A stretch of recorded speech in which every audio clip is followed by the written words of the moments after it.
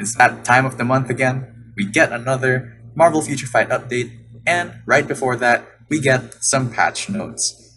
And I'll be looking through them just like I do every month. And this month, we are getting an update centered around the Inhumans vs. X-Men comic series, but it's kind of mainly featuring Inhumans characters in Black Bolt, Medusa, and Thane. So we're gonna look at the contents of this patch notes, and yeah, without further ado, let's get into it. So the one of the new characters we're getting here in this update is Thane. He is a bio selector character, but we do get him from the normal pass. So it's similar to the red She-Hulk thing from the previous Hulk update. So that's good. I like that they're doing this paywall character for free thing with the normal pass. I really appreciate that, and he does look like a good character. If you look at his leadership skill, he has the debuff leadership that makes him very meta for PvP, and he also has the penetration, which leads me to believe that he'll be very good for PvP. His kit looks completely decked out for that game mode, for timeline. And yeah, I'm not just so sure how he'll fare in PvE content, but we'll have to see about that. I might do a video on him if I get the chance to. Let's see. I don't know if I'll make a tier 2. I'll think about it. But yeah. One of the other new characters we're getting here is Dazzler. She is also a paywall character, but we're not getting her for free. So sorry to disappoint everybody. Well, it's not me disappointing. It's the Netmarble devs are disappointing. But yeah, she looks to be very good in terms of her passive. This is the only thing that looks good about her, if I'm being perfectly honest. This is a massive buff for all mutants she's paired with. Ignore dodge 70% and increase damage by 65% for all mutants. That's crazy. Now, I think it can only be applied to World Boss at this point, because for ABX, I don't think Blast female characters play a role in that game mode at all. So I don't know how necessary this character is in that sense, because her other skills don't look particularly amazing or interesting in that sense. But again, it's a pretty massive buff to have. Imagine pairing her alongside someone like Professor X or Jean. Crazy, crazy. It's probably the biggest single buff I've ever seen a character provide. That's what I'll say about it.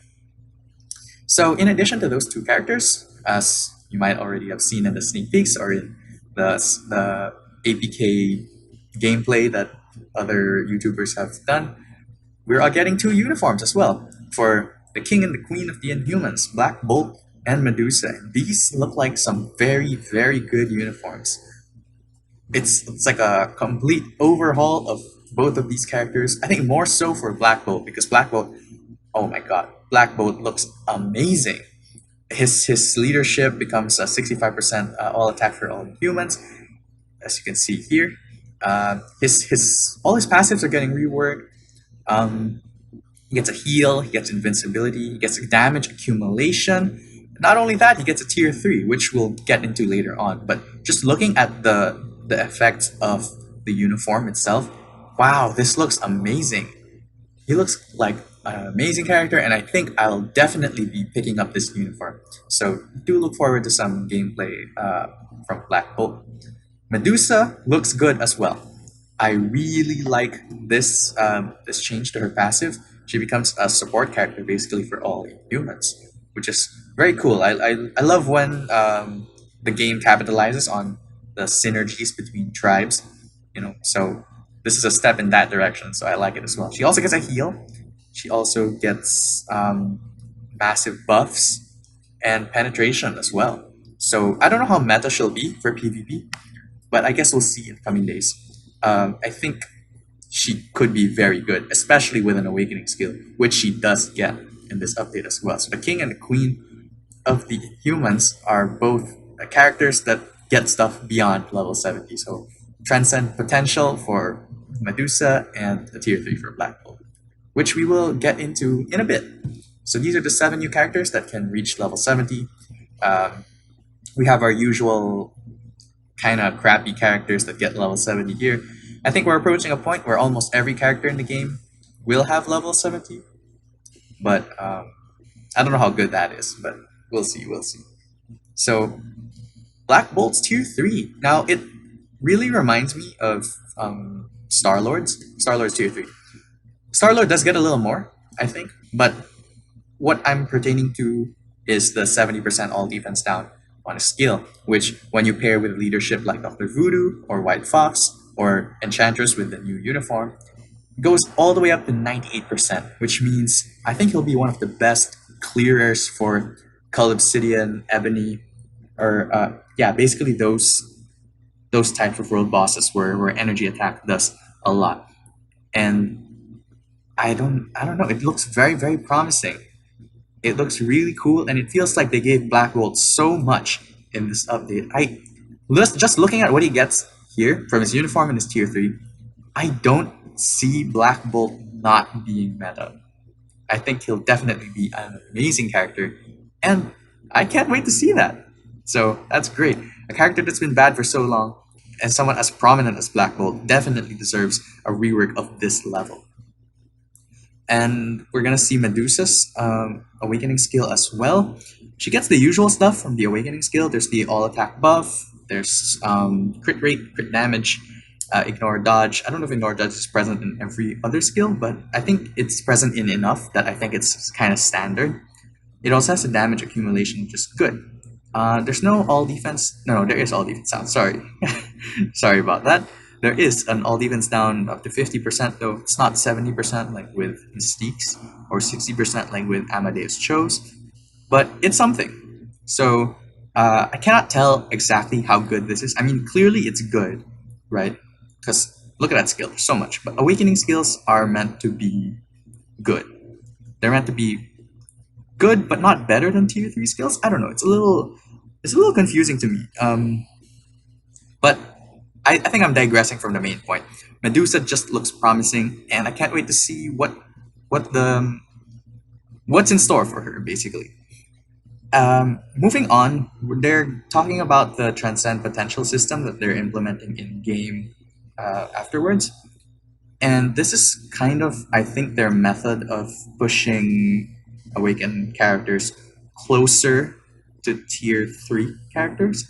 Because my theory is that when they first announced Awakening characters or Awakened characters in the game, they were meant to be able to exist alongside tier 3s in the sense that there could maybe one day be a character that has an awakening skill and a tier 3 skill. But I think this update here, this update where they introduced the Transcend Potential system, is basically saying that day will never come. Which is why they're trying to give awakened characters a little more so that they don't shaft them too much by saying that they'll never give them a tier 3 again. And I have a couple of thoughts on this.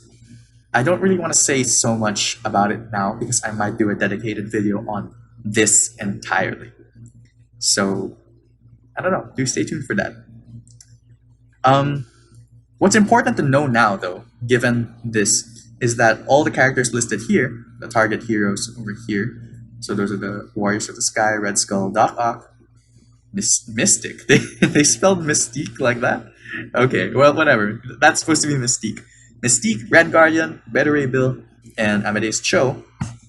All of their gears will be upgraded for a very, very low cost. So I highly suggest that you take these characters to level 70 if you can, and take advantage of the discount they're being given. I think it's for this reason that I might actually finish the Guardians of the Galaxy Epic Quest, just so I could possibly take Beta Ray Bill's gears beyond level 20 for a cheaper price. It's just a thought, though. That's just something I'm considering, but yeah. And it's important to know that the awakening skills of the characters that you have awakened right now will change as well. This is to kind of balance them out with the stats that they will get, right? So, yeah, this kind of tackles what I said earlier. You can transcend potential without spending these. You can upgrade these for a cheaper price. And yeah, we get some compensation if we've taken any years past level 20. So it's definitely interesting. For Misty, Phoenix feathers will be given because she's a mutant. So yeah, and they get a nice little portrait. They get a little purple background instead of a red one, which looks neat. Yeah, and this part over here specifically, the awakening skill button has been adjusted to the same position as the tier 3 skill icon. Yeah, that kind of indicates to me that they're shutting the door on characters having both an awakened skill and a tier 3 skill, right? Okay. This is the special pass. They have some pretty neat looking icons, which I think we'll see later on. New future pass benefits have been added. I don't know why you would need this to earn more pass points than usual, because in my experience, I tend to finish the pass very early on in the update, so I don't think I need any more pass points unless they're gonna change the duration of the duration or the length of the pass. But I don't think they're doing that here. So yeah, I don't know. But anyway, these are just the new icons. I think this is gonna be the one. Wait, let me just double check. So yeah, so we get the Hydra and the Thor icon in the future pass, but I think we'll get the Black Bolt one in another Mega Tier 2 ticket event later on. So we don't get much in terms of game modes in this update, but we are getting an alternate mode for the All War, which we knew was coming. New difficulties and a new reward system, which I find very interesting. And the rewards do look promising. These type enhancement tickets, being able to farm them from the story mode, looks very good. And being able to get Odin's blessings as well. That's very good. And Marble giving us good rewards, that's kind of unheard of to me, right? But hey, it's better to see them doing it now. Better late than never, right? So yeah, they did add biometrics in alternate mode, because I think they really heard the complaints about the lack of rewards. So it's great that they're doing this. Step in the right direction, but again, they're just kind of fixing problems that they introduced in a previous update, right? I would like to see them introduce more content because, well, I don't know, the game's kind of stale. But yeah, this is what we're having. We got a uniform collection as well. You know, it's as per usual. Now, this other information I usually just skim past, but there's some interesting ones that I want to go over. The dimension shifter count has been changed. This concerns me a little bit. It's good since that this update will apply the maximum amount of shifters you can get to each stage specifically.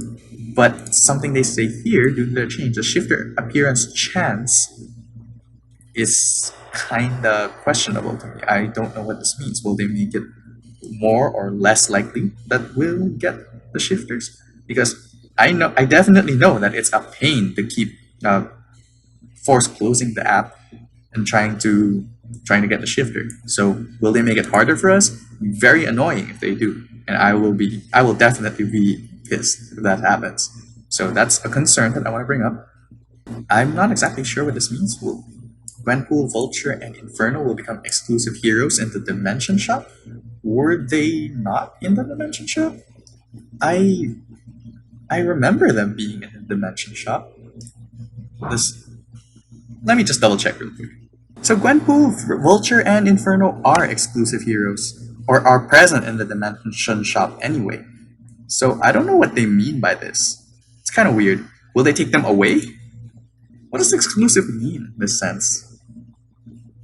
Anyway, and this one I find very interesting too, because they're finally addressing the pierce effect, the penetration on a CTP of destruction when used with a character that has native penetration, right?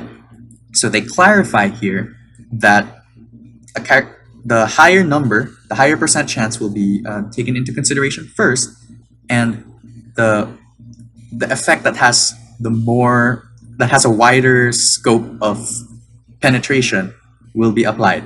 So like they show with the two examples here, the 80% chance will overwrite the 30% chance. So it will not stack to 110%, it will only apply the larger value. In the second example here, they show that it will apply the one with more penetration effects. So invincible, barrier, and all damage immune will apply over invincible, barrier. Now this is good. I think this is the first time in their history that they've ever addressed this directly, but it kind of leaves me with one main question, which is, what does it apply separately or does it apply all together?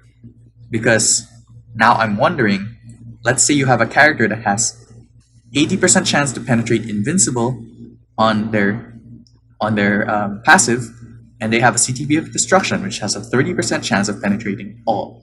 Does that mean you'll have 80% chance of penetrating invincible and 30% chance of penetrating everything else? Or does that mean you'll have only one or the other? It's not exactly clear here. I think it's a question worth asking, and I think that they should address that. But it's good that they addressed something, right? Because we've been wondering for years, I'm pretty sure. So, yeah. All in all, the update so far, it's good in the sense that they're reworking some underused characters. They're introducing some pretty cool characters as well. But I find that that's been the standard for Marvel Future Fight for a long time. And they're not giving us any new game modes. There's no new content to explore. Even the content that you would say that they added, which is the alternate mode in the story, is just a harder version of content that we got in the previous update. So I'm kind of disappointed in that sense. But that being said, I still do look forward to using Black Bolt. He is the character that I am most excited for in this update, and I cannot wait to start playing with him. So yeah, I'm just excited for another update. It's been a while since I've done anything here. I still don't have enough Universal books or CCF, the Tier 3 Black Bolt, but we'll deal with that problem once we get there. So I can't wait for the update. I hope you guys are excited too. If you're not, that's fine, but whatever, what can I do about it, right? So as always, thank you so much for watching, and I hope to see you when the update lands.